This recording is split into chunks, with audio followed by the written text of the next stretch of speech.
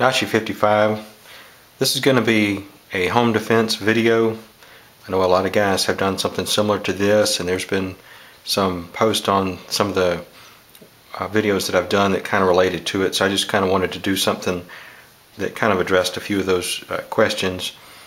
Like I said, this is just my thoughts, kind of my plan, not saying it's the absolute right way, just what I kind of think is best. As you can see, my preference primarily is a shotgun for home defense.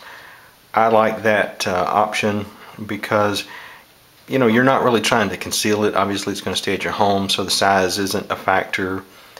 Same thing, weight's not a factor. You're not trying to carry it every day. And certainly at close range, that's really what this shotgun is designed for.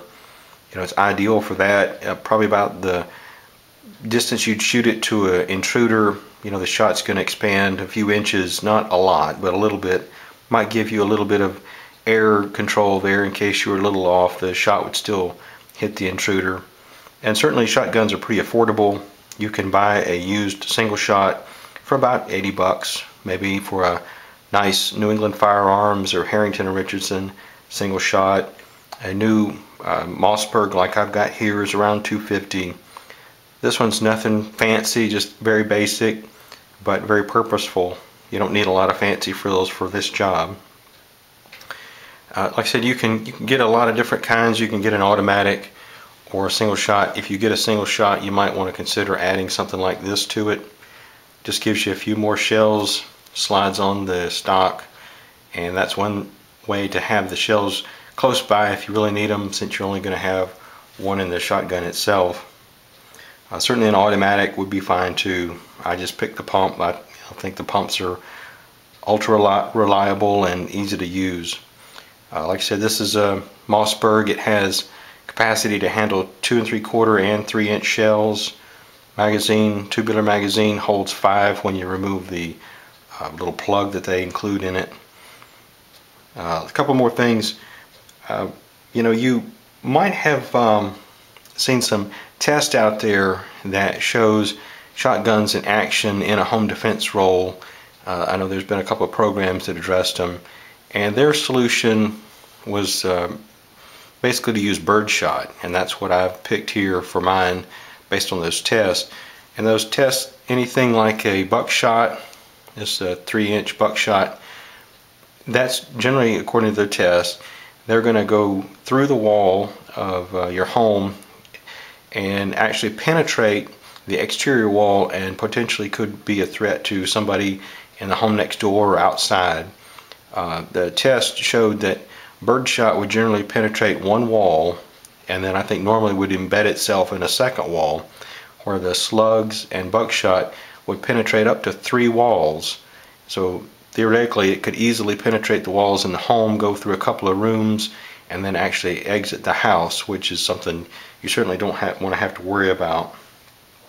So like I said, I think birdshot would seem to be the best solution, and that's what I've picked. You can use number 6 or 7.5, 8 shot, whatever you have, but I think that's certainly a good choice for it. And you don't want to have to worry about what's behind your shot when you're in a situation like that, if you have an intruder come in. So like I said, I felt the birdshot was the best.